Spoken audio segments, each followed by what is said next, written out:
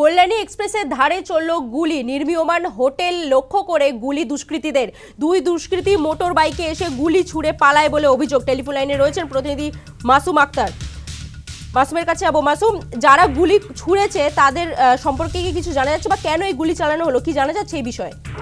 দেখো, এখনো পর্যন্ত পুলিশের কাছে পরিষ্কার নয়, তবে বিশেষ সূত্র ধরে পুলিশ দুজনের নাম পেয়েছে যারা এখানে বাইকে করে আসে। এই নৈহাটি বড়া মামুদপুর অঞ্চল ব্যারাকপুর কল্যাণী এক্সপ্রেসের ধারে একটি নির্মীয়মান হোটেলের সামনে তারা দু রাউন্ড গুলি চালায় বলে অভিযোগ। একটি গুলি ওই শাটারে লাগে এবং আরো একটি গুলির আওয়াজ পাওয়া গেছে।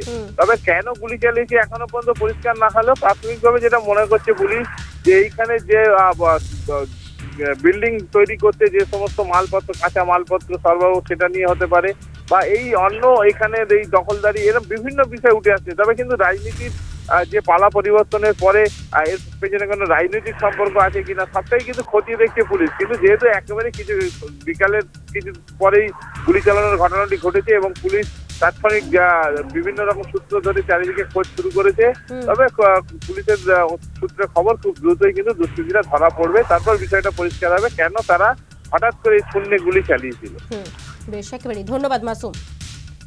কল্যাণী এক্সপ্রেসের ধারে চলল গুলি, নির্মীয়মান হোটেল লক্ষ্য করে গুলি দুষ্কৃতীদের। দুই দুষ্কৃতী মোটর বাইকে এসে গুলি চালায় এবং তারপরেই এলাকা ছেড়ে পালায় বলে অভিযোগ। স্থানীয়দের কি অভিযোগ শোনাবো। হ্যাঁ, আমি শুনলাম এখানে দুজন এসে নাকি ওরাই নাকি এখানে এসে থাটারে গুলি করে গিয়ে মানুষকে চমকেছে। বিষ্ণু অধিকারী, গোবলা, এদের যে মানে হারমাদ বাহিনীগুলো আছে, এরা নৈহাটিকে আবার একটু চমকাতে চাইছে। কারণ আপনারা জানেন যে কিছুদিন আগে, কালকেই বোধহয় সাধারণ মানুষ ক্ষিপ্ত হয়ে অভিষেক ব্যানার্জির ওপরে ইয়ে করেছে, এটাও আপনারা দেখেছেন। তাই এরকমই এবার নৈহাটির মানুষকে আতঙ্কিত করার জন্য আজকে এরাই, এই বিষ্ণু অধিকারীর নেতৃত্বে যারা রয়েছে তারাই আজকে এখানে গুলি করেছে।